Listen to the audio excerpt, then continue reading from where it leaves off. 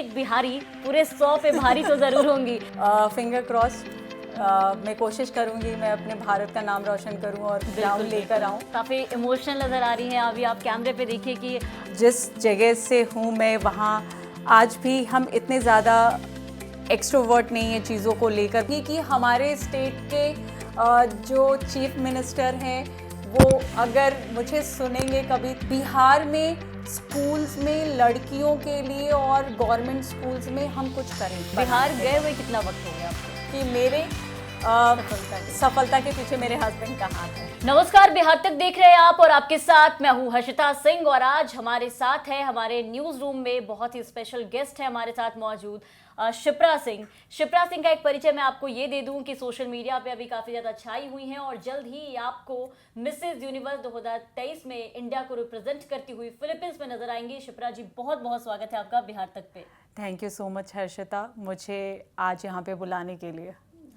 तो शिप्रा जी के बारे में जो भी लोग जानना चाहते हैं मैं चाहूंगी कि शिप्रा जी आप अपना इंट्रोडक्शन खुद दें, लेकिन मैं आपको बता दूं कि आज हमारे साथ शिप्रा जी इसलिए हैं क्योंकि ये एक बिहार से हैं, बिहार की बेटी हैं जो इंटरनेशनल लेवल पे इंडिया को रिप्रेजेंट करने जा रही हैं, वो भी मिसेज यूनिवर्स में। शिप्रा जी सबसे पहले तो आप अपने बारे में बताएं कि बिहार से यहाँ तक आना आसान तो बिल्कुल भी नहीं था।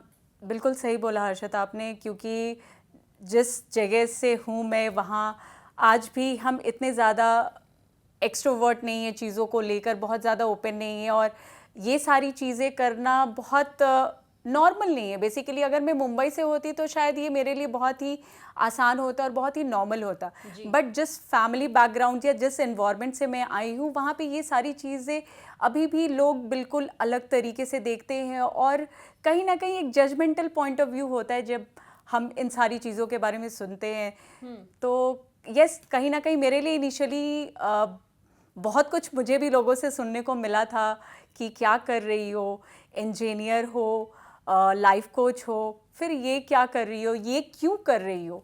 तो इस तरह के सवाल मेरे लिए भी आए थे और यस, तो बिल्कुल इजी तो बिल्कुल नहीं था जी, बहुत सारी चीज़ें थी जो पैरेलली चल रही थी। तो बिल्कुल सही कहा आपने और आपके लिए एक लाइन मुझे याद आ रहा है कि उड़ना है तुझे तो अपने पर खोल के रख, कसौटी तो सिर्फ वक्त का है अपने हौसले तौल के रख। तो मतलब ये भी जानना चाहेंगे कि आप बिहार में कहाँ से हैं और आप एक लाइफ कोच हैं। लाइफ कोच से सीधा सीधा बिल्कुल मिसेज यूनिवर्स के प्लेटफॉर्म पे जाना ये थोड़ा ऑपोजिट भी है काफ़ी आपके मतलब पैशन देखा जाए तो अलग अलग फॉलो कर रही हैं आप। बिल्कुल सही हर्षिता, मैं पटना से बिलोंग करती हूँ। मैं पटना में अशोकपुरी कॉलोनी में रहती हूँ, मेरी फैमिली वहीं रहती है, मेरे पेरेंट्स वहाँ रहते हैं। और लाइफ कोच से पहले मैं एक इंजीनियर थी और इंजीनियर से लाइफ कोच तक आई क्योंकि मुझे I am a very passionate person. मुझे लगता है कि लोगों के साथ मिलकर उनके बीच में रहकर अगर उनकी समस्याओं के बारे में कुछ कर सके तो शायद बहुत अच्छा होगा। और एक लाइफ कोच होने के साथ साथ एक इंसान जो एक दूसरे इंसान से कनेक्ट करता है दिल से, तो वो चीज़ मुझे बहुत ही अच्छी लगती थी और मुझे लगा कि शायद ये लाइफ कोचिंग के थ्रू में लोगों में वो सारी चीज़ें जो लोग एक दूसरे से बोल नहीं पाते, घर में लोग शेयर नहीं कर पाते, अपनी समस्याओं को ना ही अपने सपनों को लोगों से शेयर कर पाते हैं, तो कुछ ना ऐसा तो है जो लोगों को रोकता है ये सारी चीज़ें करने के लिए।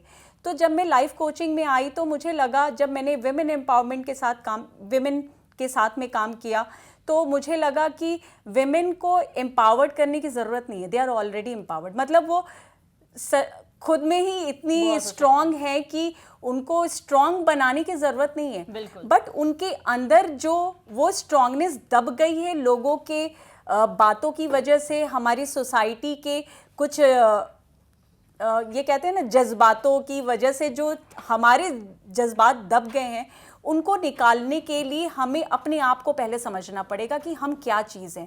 तभी हम अपने आप को ये दिखा सकते हैं कि हमारे लिए हमारे सपने कितने इम्पॉर्टेंट हैं। और जब मैं इस लाइफ कोचिंग में थी और मैं बहुत सारे नेशनल और इंटरनेशनल लोगों के साथ जब मैं इंटरेक्ट करती हूँ जो मेरे क्लाइंट्स होते हैं, तो कहीं ना कहीं लॉकडाउन के टाइम पे ना मैं कुछ ऐसी चीज़ें सर्च कर रही थी, तो मुझे लगा कि क्यों ना मैं एक ट्राई करूं, क्योंकि एक लाइव ऑडिशन था। उससे पहले ऐसे कुछ ऑप्शंस नहीं थे, कभी मैंने ऐसा कभी सोचा नहीं था, बट कहीं ना कहीं मेरे अंदर ये था कि अगर मुझे एक इंटरनेशनल प्लेटफॉर्म अगर मिलता है तो क्या मैं जो कर रही हूँ और जो मैं करना चाहती हूँ उसमें कितना डिफरेंस मेक कर पाऊंगी मैं। पेजेंट में आना इट्स नॉट ओनली अबाउट कि हम मॉडलिंग में जा रहे हैं, लोग आज भी इस चीज़ को उसी नज़रिए से देखते हैं, और मॉडलिंग भी कोई बुरी चीज़ नहीं है। तो लोगों को ये समझना पड़ेगा, अपने विचारों को बदलना पड़ेगा और उनको ये समझना पड़ेगा कि समय के साथ हमें अपनी सोच भी बदलने की ज़रूरत है, तभी हम कहीं ना कहीं प्रोग्रेसिव हो पाएंगे और हम वो सारी चीज़ें हासिल कर सकते हैं जो बाकी दुनिया कर रही है। हम कहीं भी और किसी भी जगह से किसी से भी कम नहीं है, बट हम अपने आप को अंदर से अपने आप को नहीं समझ पाते कि इंटरनली हम क्या चाहते हैं और हमारी क्या ज़रूरतें हैं। तो सबसे पहले अपने आप को समझना ये ज़रूरी है कि हु एम आई, मैं कौन हूँ।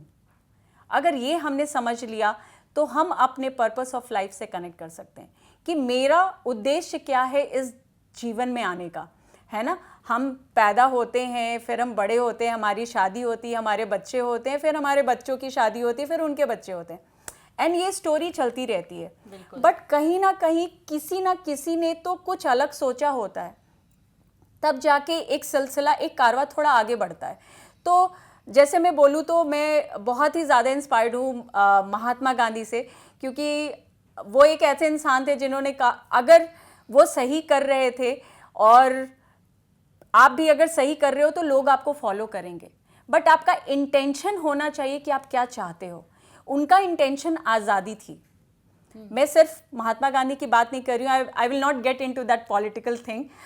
ना मैं हर किसी का कंट्रीब्यूशन था, चाहे वो वायलेंस से हो या नॉन वायलेंस से हो, दोनों चीज़ें मिलाकर हमें जीवन में बैलेंस करके चलना होता है। और कहीं ना कहीं अगर आपका इंटेंशन सही होता है कि आपका इंटेंशन क्या है आपको उस चीज़ को करने का, तो आपके लिए वो जर्नी काफ़ी इजी हो जाती है जी। तो इनिशियली मेरे लिए भी ऐसा ही हुआ कि जब मैंने लॉकडाउन से पहले सोचा कि मैं एक बार पार्टिसिपेट करके देखती हूँ क्या है, तो थोड़ी ना हिम्मत कम पड़ गई मेरी। लॉकडाउन के पहले क्या आप मतलब जो इंजीनियरिंग कर रखा है आपने, इंजीनियर थी, तो क्या आप उस काम को कंटिन्यू कर रही थी? मेरी एक ट्रेनिंग ऑर्गेनाइजेशन है जहाँ पे मैं कॉलेज में बच्चों के साथ काम करती हूँ। मैं एक मेंटोर हूँ जहाँ पे कि मैं बच्चों को उनके प्रोजेक्ट्स में हेल्प करती हूँ, इंटरनेशनल या नेशनल प्रोजेक्ट्स में जब वो बच्चे जाते हैं। और मैं इसके साथ साथ एक लाइफ कोच भी हूँ। तो कहीं ना कहीं life skills training organisations, government offices, इन सारी जगहों पे मैं जाती हूँ और करती हूँ।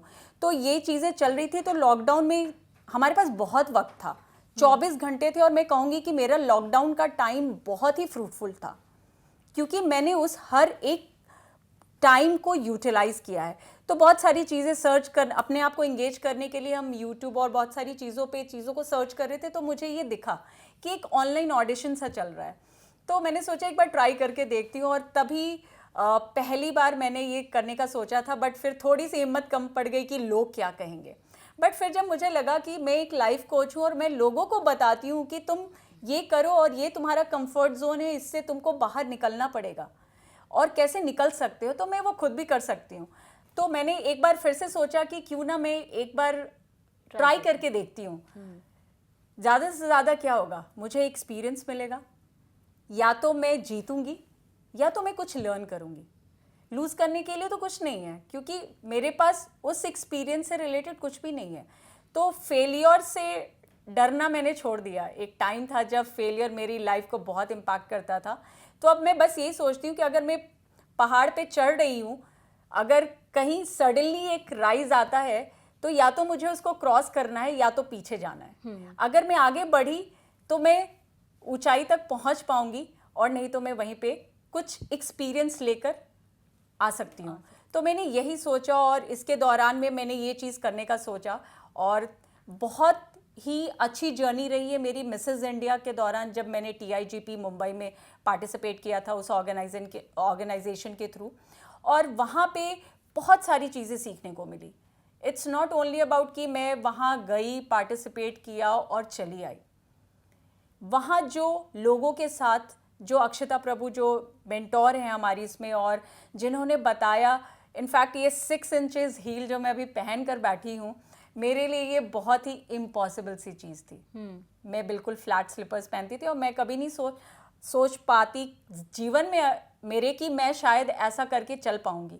बट ये भी मेरे लिए एक ब्रेक थ्रू है। तो हमारे जीवन में हर दिन एक छोटा छोटा 1% डाल डाल के ना हम अपने लाइफ को अपने गोल्स के नज़दीक पहुंचाते हैं। तो ये उसके ही बीच से निकल कर आई हुई एक बिहार से एक स्मॉल टाउन गर्ल कह सकते हैं आप मुझे, वहाँ से निकल कर अपने सपनों को जीना, यही मेरी रियलिटी है आज के डेट में। जी, तो शिप्रा जी की जो जर्नी है वो बहुत ही जिगजाग रही है। मैं आपको बता दूं कि ये इंजीनियर तो थी, लेकिन इनके बारे में एक बात मैं आपको बताऊंगी जिसको सुनकर आप ही काफ़ी ज़्यादा दंग रह जाएंगे, और उसके बाद आगे की जो पूरी कहानी होगी तो वो शिप्रा जी से हम जानेंगे ही। ये जो इंजीनियर हमारे साथ बैठी हैं, ये खूबसूरत सी जो अब इंटरनेशनल लेवल पे ये पूरे इंडिया की ब्यूटी जो अभी जा करके दिखाने वाली हैं, आपको मैं बता दूं कि 10th में ये फेल होती हैं, वहाँ से लोगों के ताने सुनने पड़ते हैं, लेकिन उसके बाद काफ़ी चैलेंजेस भी जो है लाइफ में दिखाई देते हैं इनको। कई लोगों के ताने होते हैं कि तुम ये नहीं कर पाओगी, वो नहीं कर पाओगी, लेकिन 10th में फेल होने के बावजूद ये चैलेंज एक्सेप्ट करते हुए उस चीज़ को लेती हैं, वही सब्जेक्ट चूज़ करती हैं जिसमें ये फेल होती हैं और मजबूती से लड़ती हुई आगे बढ़ती हैं, इंजीनियर बनती हैं, और इंजीनियर बनने के बाद यहाँ तक पहुँचती हैं। और जिस रूप में फ़िलहाल आप इनको देख रहे हैं, आपको बता दूं कि ये बिल्कुल ऐसी नहीं थी, ये टॉमबॉय थी, और टॉमबॉय से ये ट्रांसफॉर्मेशन होना आपका कि आप बिल्कुल एक गर्लिश लुक में अभी दिखाई दे रहे हो, बिल्कुल एकदम आम लड़कियों की तरह। एक वक्त था जब आपको इस बात से भी चिढ़ होती थी कि मुझे लड़की मत कहो। बिल्कुल। ये जर्नी है ना, काफ़ी टफ तो है लेकिन इंटरेस्टिंग भी काफ़ी है, तो आपसे ये स्टोरी भी हम सुनना चाहेंगे। तो क्या होता है ना कि जब हम छोटे होते हैं तो हम बच्चों को डराने के लिए बोलते हैं कि ये चीज़ बहुत टफ होती है, तुम्हें इस पे ज़्यादा फोकस करना है। तो जब मैंने बचपन से ये सुना ना कि मैथ बहुत टफ होता है, तो मैंने मैथ्स को देखना ही छोड़ दिया कि जब टफ होता ही है तो फिर इसमें इतना दिमाग क्यों लगाना।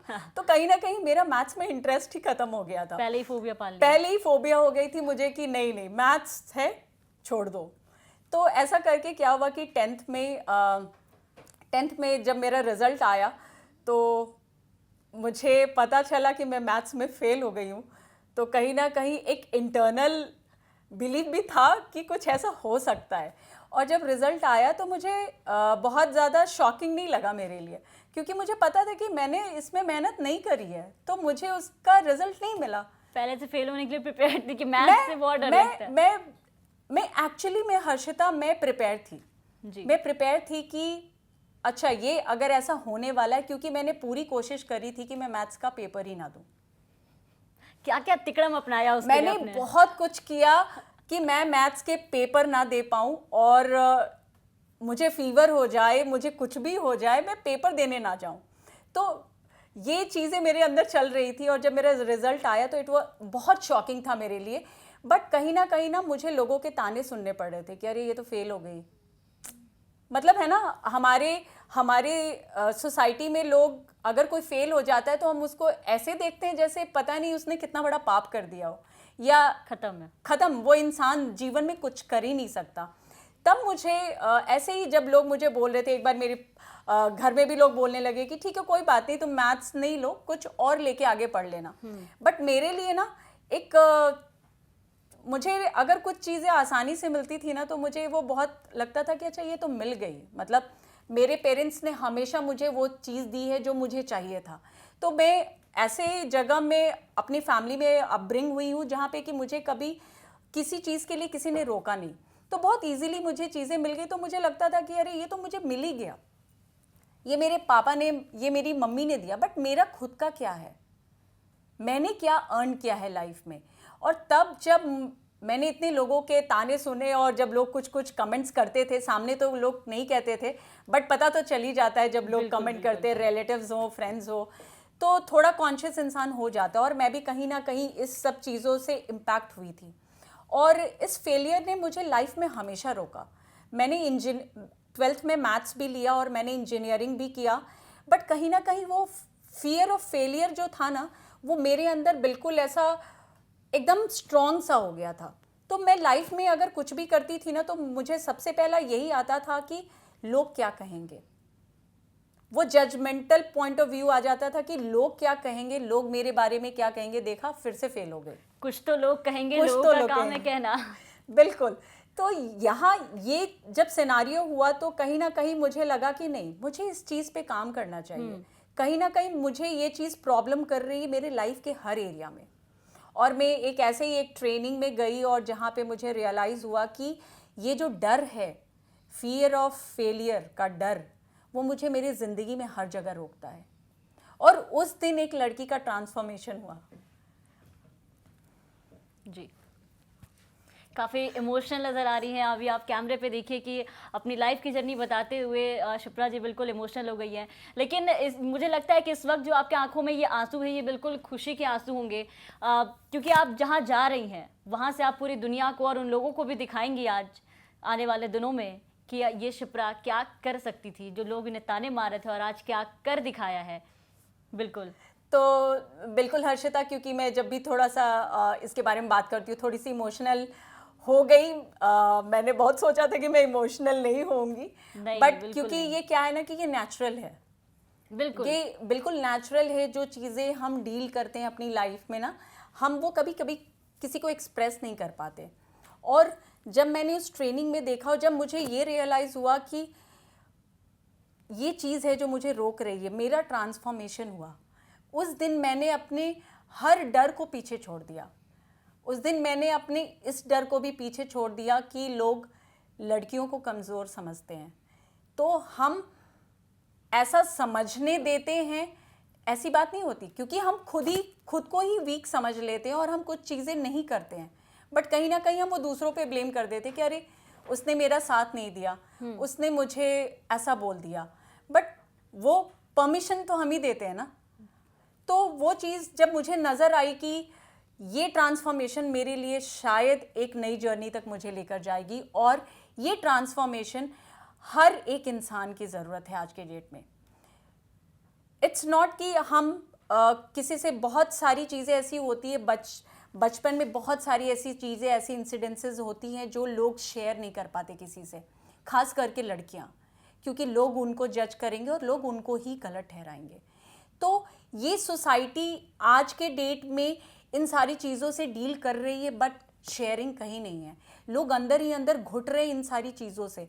तब मैंने डिसाइड किया कि मुझे कुछ ऐसा करना है जहाँ मैं लोगों के बीच रहकर उनकी प्रॉब्लम्स को जड़ से दूर कर सकूं। ठीक है, आमतौर पे ऐसा देखा जाता है कि जब भी कोई लड़की मॉडलिंग में आती हैं तो उनका मेन मोटिव जो होता है वो हो जाता है फिल्मों में जाना, स्क्रीन पे दिखना। और आप जब मिसेस यूनिवर्स बनेंगी और आगे चल के अगर मान लीजिए कि आपको कोई फिल्म के ऑफर आते हैं, आपको कैसे लगता है कि आप ये करके इसका खिताब अगर जीतती हैं आप, या फिर जिस लेवल पर अभी आप हैं यहाँ से आप एक लड़कियों के बीच में जाके कैसे उसको इंस्पायर करती हैं, कैसे उसकी परेशानी को आप समझती हैं और कैसे उनको वहाँ से बाहर लाती हैं? तो जो मैं कोचिंग के थ्रू जिन लोगों को लेके जाती हूँ, मैं क्योंकि हमारे प्रोफेशन का एक ये बेसिक प्रिंसिपल है जहाँ पे कि हम क्लाइंट के किसी भी कॉन्फिडेंशियल चीज़ को शेयर नहीं करते। बट मैं एक एग्जांपल के तौर पे बताना चाहूँगी कि मेरे पास जो क्लाइंट्स आते हैं वो रिलेशनशिप में डील कर रहे होते हैं, अपने पेरेंट्स के साथ अंडरस्टैंडिंग में डील कर रहे होते हैं, अपने करियर में डील कर रहे होते हैं। जब मैं रशिया में थी और मैं एक स्कूल का सेशन ले रही थी, वहाँ पे 10th क्लास की एक बच्ची थी, उसने 3 घंटे तक कुछ नहीं बोला और उसने 3 घंटे के बाद आकर मुझे बोला, Shipra thank you for giving me my life back. After 3 hours. After 3 hours. वो एक लाइन है हर्षिता, 2016 नवंबर की बात है। वो डेट मुझे इसलिए याद है क्योंकि उस डेट ने मेरी लाइफ के डिसीज़न को चेंज किया। और तब मैंने सोचा कि नहीं, मुझे अब यही करना है। और इससे ज़्यादा सेटिस्फाइंग कोई जॉब मुझे नहीं लगता कि जहां आप किसी के ज़िंदगी में कुछ भी बदलाव ला पाए, कुछ भी इम्पैक्ट ला पाए, अच्छा, तो उससे अच्छा सुकून का जॉब तो कुछ हो ही नहीं सकता। और ये मेरे को बहुत ही मतलब दिल से टचिंग था और मैंने ये किया। तो जैसा कि मैंने बोला आपको कि वो एक इंसिडेंट था जिसने कि मेरी ज़िंदगी को एक यू टर्न दिया और मैं इस तरफ आई।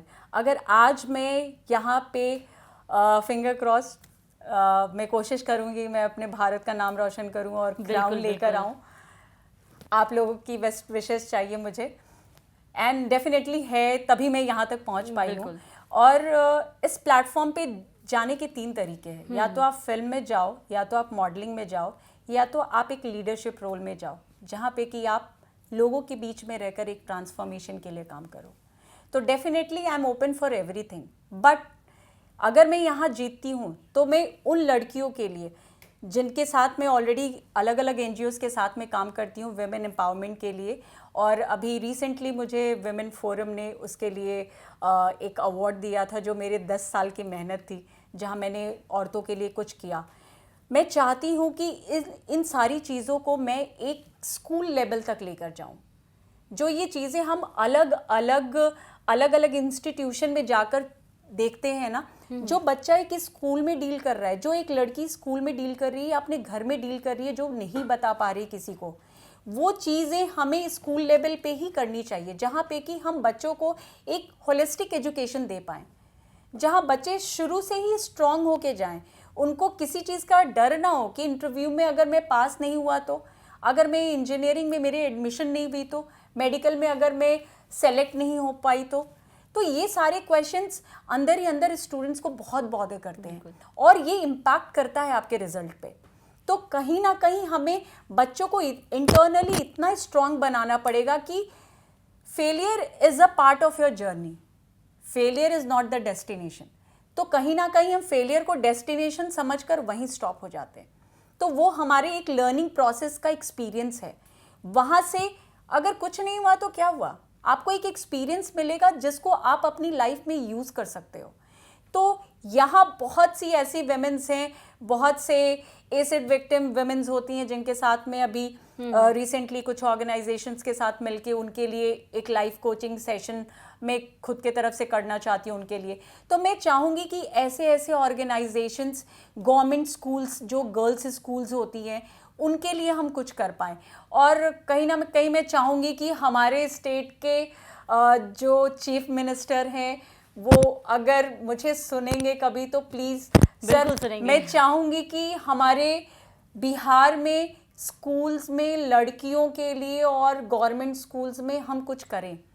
हम बच्चों को उनके मेंटल और फिजिकल लेवल पे उनको बैलेंस बनाएं ताकि उनको वो सारी चीज़ें इम्पैक्ट ना करे आगे जाकर उनको करियर बनाने बिहार के गए लिए। हुए कितना वक्त हो गया आपको? बिहार में हमेशा जाते रहती हूँ, अभी लास्ट मंथ ही गई थी। लास्ट मंथ तो मैं अपने जगह से बहुत कनेक्टेड हूँ और मुझे लगता है कि अगर मैं कुछ चेंज लाना चाहती हूँ तो सबसे पहला चेंज मुझे उस जगह पे लेकर आना है जहाँ से मैं बिलोंग करती हूँ। ठीक है, एक सवाल ये भी निकलता है फिर, क्योंकि काफ़ी टाइम तक आप बाहर ही रह रही हैं, ऐसा होता है कि बिहार आना जाना होता है। लास्ट आपने बिहार छोड़ा कब था, पटना छोड़ा कब था? पटना मैंने 2002 में छोड़ दिया। 2002 में छोड़ा, तब से आपका आना जाना है बस वहाँ? नहीं, मैं जाती हूँ। मैं इनफैक्ट कोरोना से पहले हर मंथ जाती थी, महीने में एक बार मैं पटना ज़रूर जाती हूँ और वहाँ पे कई गवर्नमेंट एजुकेशन सेक्टर के साथ में मैंने काम भी किया है, जहाँ पे कि मैंने सेशंस लिया है education sector ministry of education में जाकर। तो कहीं ना कहीं थोड़ा बहुत कंट्रीब्यूशन मैं चाहती हूँ कि अपने लेवल पे करती रहूँ और वहाँ जाकर ही पता चलेगा कि आपकी बेसिक रूट प्रॉब्लम क्या है। तो ये चीज़ देखने के लिए, जैसे कि आपने बोला ना बिहार जाते रहती हूँ, तो मैं आपको बताती हूँ कि बिहार में मैं मधुबनी के 200 घर में जाकर 2010 की बात मैं बता रही हूँ, मैंने उन हर लोगों के घर जाकर बात करी है और देखा है कि क्या चीज़ है जिसके लिए वो आज भी इतने उत्सुक होते हैं, जो अपनी वो पेंटिंग्स बनाते हैं। मधुबनी पेंटिंग। क्या मधुबनी पेंटिंग, क्योंकि जब मैंने देखा कि दिल्ली में ना ये पेंटिंग्स बहुत कॉस्टली बिकती है, तो मुझे लगा G20 में भी तो हमारे मधुबनी का जलवा देखने को मिला, बिल्कुल मधुबनी पेंटिंग का बहुत ज़्यादा। तो अब ये इंटरनेशनल लेवल पे है, तो मुझे लगा कि कुछ ना कुछ इन आर्टिस्ट के लिए करना चाहिए। तो मैंने शुरू किया उनको मेंटोर करना, उनके जो चैलेंजेस आ रहे थे उनको इंटरनली स्ट्रांग बनाना, उनकी स्ट्रेंथ क्या है वो दिखाना कि कैसे आप समझ पाओ कि आपकी स्ट्रेंथ क्या है और आप उसको कैसे यूटिलाइज कर सकते हो। तो ये सारी चीज़ें करनी मैंने शुरू करी और मैं चाहूँगी कि डेफिनेटली हम कुछ ना कुछ अपने स्कूल लेवल पे कितना करें। इम्पैक्टफुल रहा उन लोगों के लिए? काफ़ी इम्पैक्टफुल रहा। जो लोग बहुत ज़्यादा आउटस्पोकन नहीं होते थे और ना ही उन्होंने कभी सोचा था कि उनकी प्रोडक्ट्स ऑनलाइन सेलिंग हो सकती है, वहाँ लोगों ने ऑनलाइन प्लेटफॉर्म को यूज़ करना शुरू कर दिया। क्या बात। तो ये कहीं ना कहीं पॉजिटिव इम्पैक्ट मुझे दिखा। तो मुझे लगा कि जहाँ मैं थोड़ा सा कंट्रीब्यूशन करके लोगों को इतना कुछ अचीव करने में हेल्प कर सकती हूँ, तो कहीं ना कहीं आप अगर रेगुलर बेसिस पे ये चीज़ें करोगे तो कितना इम्पैक्टफुल रहेगा। बिल्कुल। क्योंकि आप अब पहले मिस थी, अब मिसेस भी हो चुकी हैं आप, तो ये कितना टफ होता है मैनेज करना, कितना मुश्किल होता है दोनों चीज़ों को मैनेज करना? लाइफ कोच भी हैं, अपने मॉडलिंग को भी तवज्जो देती हैं, मिसेस यूनिवर्स में भी जा रही हैं, और साथ साथ एक मैरिड वुमन होने के बाद एक काफ़ी कुछ चेंजेस आ जाते हैं लाइफ में, क्योंकि आपको घर भी देखना होता है, आपकी फैमिलीज होती है, रिस्पॉन्सिबिलिटीज़ बदल जाते हैं। तो कैसे मैनेज करती हैं इन सारी चीज़ों को आप? डेफिनेटली चीज़ें बिल्कुल अलग होती हैं। जब आप मिस होते हो तो बहुत सी रिस्पॉन्सिबिलिटीज़ आपके ऊपर नहीं होती, बट जब आप मिसेज होते हो तो बहुत सी रिस्पॉन्सिबिलिटीज़ होती है। आपके इन लॉज की फैमिली होती है, एक उनकी फैमिली होती है, आपकी फैमिली तो होती है, तो बहुत सारी चीज़ें ऐड ऑन हो जाती हैं। तो कहीं ना कहीं रिस्पॉन्सिबिलिटीज़ में हमेशा टाइम मैनेज करके चलती हूँ। अगर मुझे लगता है कि मुझे कुछ चीज़ कहीं पे सपोर्ट की ज़रूरत है और मुझे ये काम करना ही है, तो मैं आगे से बढ़ के लोगों को बोलती हूँ, या तो मैं अभी ये नहीं कर पाऊँगी, या फिर मुझे आप ये कर दो ताकि मेरे लिए ये थोड़ा आसान हो जाए करना। तो कहीं ना कहीं सपोर्ट है। और लोग कहते हैं ना कि हर एक मर्द के पीछे एक औरत का हाथ होता है, तो मैं आज ये कहना चाहूँगी इस प्लेटफॉर्म पे कि मेरे सफलता के पीछे मेरे हस्बैंड का हाथ है। क्या बात है। शादी कब की आपने, कब आपकी शादी 2016 में हुई है मेरी। और ये भी एक अलग स्टोरी है। हाँ, तो शादी को लेकर के हम चर्चा करें। जैसा कि आपने कहा कि 2016 में आपकी शादी हुई, ऑफ कैमरा भी जब हम बातचीत करें तो आपकी स्टोरी काफ़ी इंटरेस्टिंग थी, क्योंकि आपके हस्बैंड काफ़ी सपोर्टिव, आपने जिस तरीके से बताया। तो ये कैसे हुआ, ये भी हम जानना चाहेंगे कि ये लव मैरिज था या फिर अरेंज मैरिज, कैसे ढूंढा आपने ये हीरा अपने लिए जो एक महिला की सफलता का कारण बन रहा है? तो कहीं ना कहीं ये हीरा मेरी नोन में ही था। Okay. He is my cousin, दीदी का देवर। तो मैं इनको बचपन से जानती हूँ बेसिकली, और बचपन से बस हम एक फ्रेंड की तरह थे। बट आगे जाके इंजीनियरिंग में इन्होंने जब मुझे प्रपोज़ किया तो मैंने भी काफ़ी टाइम लिया इस चीज़ को कंफर्म करने के लिए। और बट कहीं ना कहीं ये चीज़ें काफ़ी ज़्यादा थोड़ी सी रही फैमिली दोनों फैमिलीज़ के तरफ से, क्योंकि मेरी एक सिस्टर ऑलरेडी थी। तो है, वो होता है ना कि आप एक ही फैमिली में दो सिस्टर की शादी ना कराओ।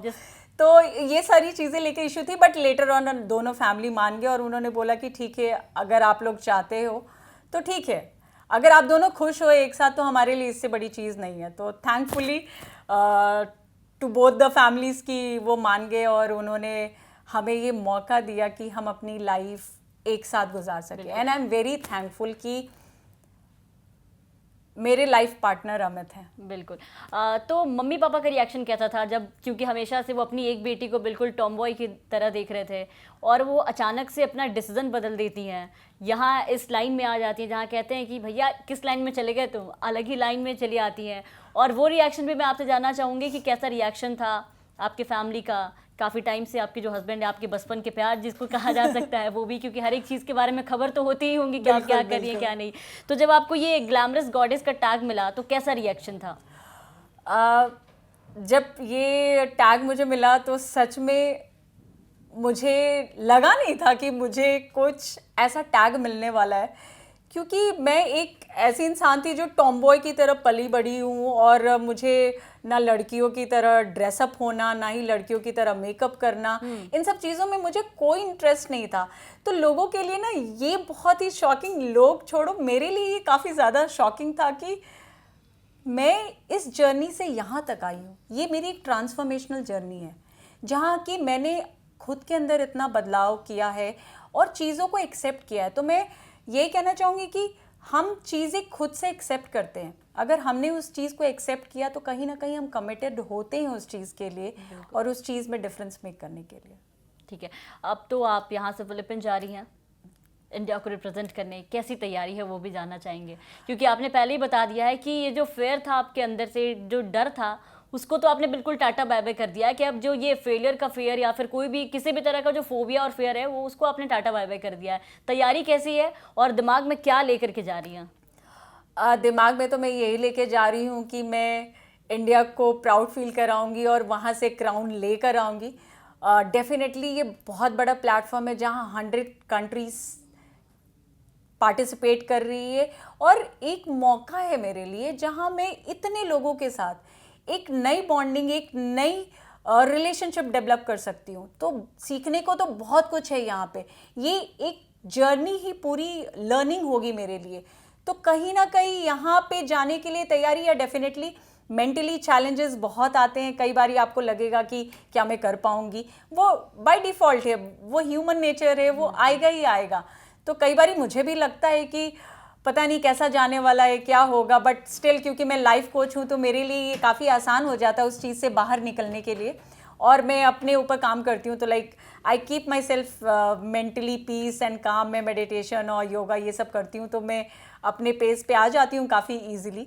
और कहीं ना कहीं इसके लिए प्रिपरेशन डेफिनेटली मैंने की है। मैं यहाँ पे बताना चाहूँगी कि जो हमारा नेशनल कॉस्ट्यूम राउंड होने वाला है उसके लिए मैंने कुछ खुद से क्रिएट किया है, और क्या बात है। उसको मैं वहाँ पे जाकर जो पहनूंगी वो मेरी खुद की क्रिएशन है। डेफिनेटली उसमें जो लोग जिन्होंने मुझे डिज़ाइन करने में हेल्प किया, जिन कारीगरों ने मुझे इसको पूरा करने में हेल्प किया है, उनके बगैर मैं ये नहीं कर सकती थी। तो तैयारी तो बिल्कुल 100% तो बेसिकली देखा जाए तो अगर आप वहां जाकर के जब जीतती हैं तो आपको जो विनिंग ड्रेस होगा, विनिंग गाउन जो होगा, वो शिप्रा जी खुद डिज़ाइन करके लेकर के जा रही हैं। तो डेफिनेटली पूरी शुभकामनाएं हैं आपके साथ। पूरे बिहार की बेटी हैं आप, पूरे बिहार के साथ साथ पूरे देश की शुभकामनाएं हैं कि वहां जाकर के आप रिप्रेजेंट कर रही हैं। और ये एक बिहारी पूरे 100 पे भारी तो ज़रूर होंगी। बिल्कुल 100 कंट्रीज़ वहाँ आ रही, और ये कहावत भी है कि एक बिहारी सब पे भारी, 100 पे भारी। तो ये बिहारी जो है वो सब पे भारी बिल्कुल पड़ने वाली है, तैयारी बिल्कुल टाइट है। तो बहुत बहुत शुक्रिया शिप्रा जी आपका हमारे साथ जुड़ने के लिए। तो ये थी हमारे साथ शिप्रा सिंह जो बिहार से थी, और अब फिलीपीन जाकर के मिसेस यूनिवर्स 2023 में पूरे देश को गौरवान्वित करने वाली हैं, वहां पर रिप्रेजेंट करेंगी। जल्द ही आपको स्टेज पे दिखाई देंगी। कैसा लगा आपको ये इंटरव्यू, कमेंट करके ज़रूर बताएं। बिहार की तमाम खबरों के लिए बने रहे बिहार तक के साथ। Thank you so much.